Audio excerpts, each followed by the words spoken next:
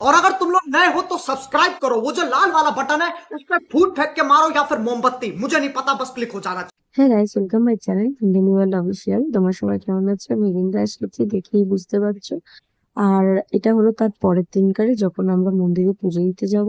তো তার আগে যারা খেয়ে দিয়ে পুজো দেবে তাদের জন্য দাদা নিয়ে চলে এসেছে কচুরির দোকানে। তো আমরা তো কেউ খেয়ে দিয়ে পুজো, মানে যত বড়রা আছি কেউ খেয়ে দিয়ে পুজো দিইনি। ছেলেদের মধ্যে যারা আছে তারা আবার অনেকে খেয়ে দিয়ে পুজো দিয়েছে। তো এখানে আপাতত সব খাওয়া দাওয়ার পালা চলছে। তো খেয়ে দিয়ে আমরা যাব পুজো দিতে। কিন্তু একটা জিনিস কি জানো, যখন পুরীতে ঢুকলাম তখন দেখলাম যে না খেয়ে দিয়ে পুজো দিতে গেছে কোনো লাভই হলো না। আর এখানে অরিত্র চোখে দেখো, ও আবার কেমন কেমন মুখ বানাচ্ছে। আর ও আবার চ্যানেলটা প্রমোশন করে দিয়েছে, সবাই শুনবে একটু ভালো করে। চলো, এখানে তো প্রমোশন শোনালাম না, কারণ পাশেই গান বাজছে। তো ওই গান যদি এনে ফেলবি আমার কপিরাইট ঠুস করে কেউ ফেলে দেবে। তো যাই হোক, এখানে আমরা টুকটুক করে গল্প করছিলাম আর ওকে একটা চায়ের খেতে দেওয়া হয়েছিল। ও চা নেয় খাওয়ার জন্য, কিন্তু ও অর্ধেক এরকম ভাবে করতে করতে অর্ধেক চা ফেলেই দেয়। তো ওখানেও তাই করছিল, আর আমার সাথে গল্প করছিল। আর আমার ছেলে গেলে না ওরকম আমার পাশে ওকে বসতে দেয় না। শুধু ও কেন, যে কোনো বাচ্চা যদি আমার তার পাশে থাকে বা আমার কোলে ওঠে, ওকে কিছুই করতে দেয় না। তো ওটাই বলছিল যে ভাগ্যিস ভাই আসেনি, ভাই এলে তোমার কাছে থাকতেই দিত না, তোমার সঙ্গে কথা বলতে দিত না, তোমার কাছে বসতে দিত না। এই নিয়ে আমরা নানা রকম গল্প গুজব করছিলাম। আর ওর চ্যানেলের কথা বলছিল, আমি ওর চ্যানেলের কথা বলছিলাম। তো এত কিছু আমরা গল্প সল্প করছিলাম। এবার আমার চ্যানেলের প্রমোশনের বেলা। দেখো এক এক করে আমার চ্যানেলের প্রমোশন হবে। বলো হাই ফ্রেন্ড বলে দাও। আচ্ছা তুমি ধরো মামামের ওই যে চ্যানেলটা একটু বলে দাও। হাই ফ্রেন্ড, কি তো চ্যানেলের নাম বলে দে, নন্দিনী ওয়ার্ল্ড। একটুখানি স্পন্সর করে দাও, একটুখানি বলে দাও। সরো মানুষ বলে দাও একটু, দাঁড়াও। তারপর ওয়ার্ল্ড, নন্দিনী ওয়ার্ল্ড অফিসিয়াল। আর নালে বলে দাও আমার মামামের চ্যানেলে তোমরা সবাই সাবস্ক্রাইব করো, ফলো করো।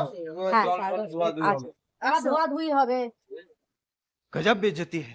ওটা চাটা পড়ে যাবে তোমরা ফোন করে। বলো যে এখন আমরা উঠে পড়লাম কারণ ধোয়াধুয়ি হবে। দোকান এখন বলছে আমরা চানতে আসার পরে আমাদের ধুয়ে হবে।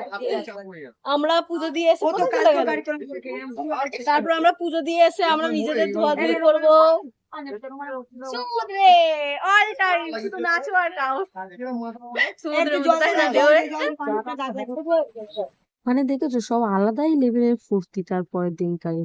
কারণ যদিও টুকটাক ঘুমটা হয়েছিল, কিন্তু বিশ্বাস করো আমার চোখ মুখ সব ঘুরে গেছে। ভালো করে দেখো, কারণ আমি সারা রাত ঘুমাইনি আমার ছেলের কাশির জন্য, কারণ সারা রাত এসেছে এই অবস্থা। এ বাবা সরে যা, সরে যা। এই তুমি কি এ বাবাটা কি বললে? এই তুমি কি এ বাবাটা কেমন বললে? এ বাবা কি গরম, গরম সত্যি লাগছে বাড়িটা।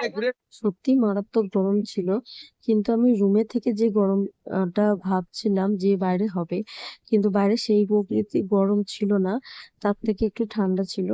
বাট শাড়ি পরে অবভিয়াসলি গরম লাগবেই, তো সেরকমই লাগছিল। চলো, তো খুনসুটির মধ্যে দিয়ে আমাদের দেখো এরকম লাইভ করছে হয়ে কিন্তু লাইভে কেউ নেই। জান হয়ে লাইভ যাবে, বন্ধ হয়ে আর গেছে। হয়ে যাবে।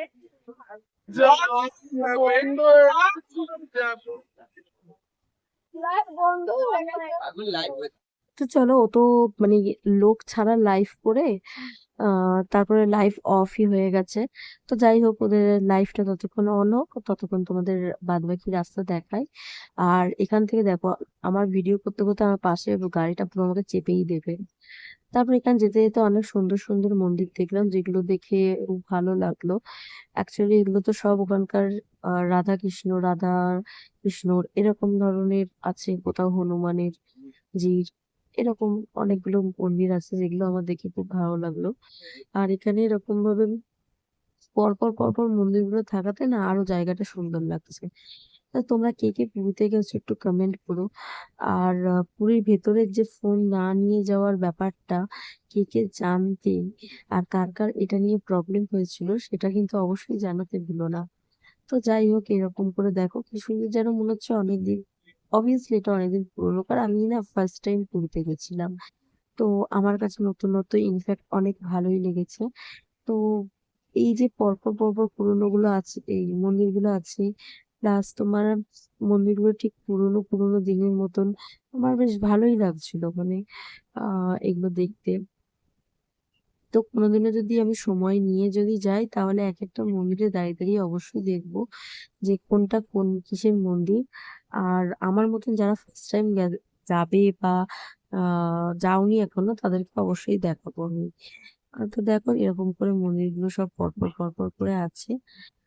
তারপর তো আমরা মন্দিরের ভেতরে ঢুকলাম, যেটা মন্দির নয়, পুরোই স্বর্গ। আর এখানে তো জীবনদা আবার হ্যালো গাইস করছিল, এই করতে করতেই ও সারা রাস্তা গেছে। আর এখানে রিনা দিও বলছিল যে রিনা দিও নাকি চ্যানেল খুলবে, যাই হোক মানে ও ঘাম মুছতে মুছতেও আমার সাথে বকতে বকতে যাচ্ছে রিনা দি। আর এখানে জীবনদা বারবার হাত নাড়িয়ে নাড়িয়ে হ্যালো গাইস করেই যাচ্ছে। এই করতে করতে গল্প করতে করতে ভিতরে ঢুকি। আর তখনও আমি অজ্ঞাত, মানে পিওর বাংলা ভাষায় যেটা বলে, কারণ আমি এটা বলতে চাইছি যে আমি তখনও জানি না যে আমার ফোনটা নাকি রেখে দিতে হবে, আমি ফোনটা নাকি ইউজ করতে পারবো না। আর ভিতরের কোনো রকম কোনো ফটো আমি তুলতে পারবো না। তো দেখো কি খুশি, ভিতরে যাবো, ভিতরে ভিডিও গুলো নেবো, তোমাদেরকে দেখাবো। কিন্তু এরপর দেখো এখানে সব থেকে বাজে নিউজ হলো মোবাইলও জমা রাখতে হবে, মানে আমি ভিডিও করতে পারবো।